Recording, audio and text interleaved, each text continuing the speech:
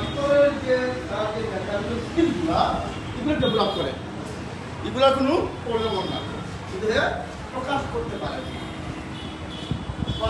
না, তার skill development করে। আচ্ছা, তখন আমরা তাহলে আমরা একটু শিখাই, তার সঙ্গে আমরা একটু কথা বলি, তার সঙ্গে আমরা কথা বলি। আপনি আছে একটা লম্বা আর একটা শর্ট। এখন দেখুন যে এটা দুটোটা সেম নি না, শর্টটা বড় হয়ে যায়, সেম নি না।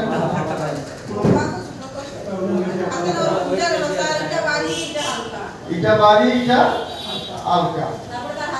আমি আউটকামটা বাইরে আমরা বস্তু সেম থাকলো, সেম হয় একটা কিছু মাপ থাকে, হ্যাঁ বুলেটের মাপ আছে, এটা হালকা ধারণা তো দেখা যায়,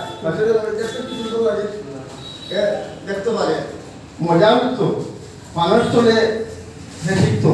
তারপরে এটা বৃত্ত বুঝতে পারি, অল্প আমরা আমরা তারারে খুশি করতাম।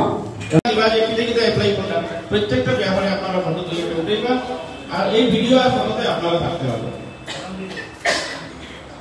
অন্য সাথে একটা মেলাতে ঢুকলাম, আমি তাহা অবস্থায় একটা ভিডিও বানাবো, আমি তাহা অবস্থায় একটা ফটো নেব, এগুলো আপনারা দেখাতে পারবা। আর কিছু আপনারা কাগজে লিখে আনিও দিবা যে আমার স্কুলে 50 জন ছাত্রের মধ্যে আমি এটা করছিলাম, এর মধ্যে এতজন ছাত্রের এইরকম রেজাল্ট হয়েছে, এতজনের এইরকম রেজাল্ট হয়েছে, বাকিরা এইরকম হয়েছে। ফিডব্যাক দিতে লাগবে, কিরকম ফিডব্যাক দিবা, যখন যত সময়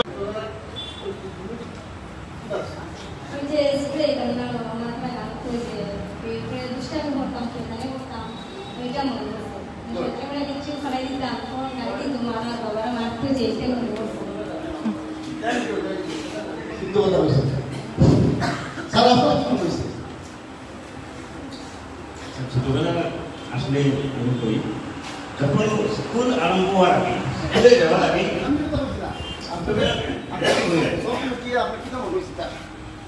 আগে স্কুলে যাওয়ার, স্কুল ছুটি হওয়ার পরে আগে মার্বেল খেলার মতো হয়েছে, স্কুল যাইতাম না, বাবা গাঁয়ে পয়েন্ট টু। যাই হোক, আমরা মোটামুটি একটা আনসার আমরা সবার কাছ থেকে সবার মতামত জানলাম। এখন প্রশ্ন হইল, এই যে ইমপ্লিমেন্ট করতে গিয়ে হেড টিচারের কি দায়িত্ব এবং কর্তব্য, অ্যাসিস্ট্যান্ট টিচারের কি দায়িত্ব এবং কর্তব্য,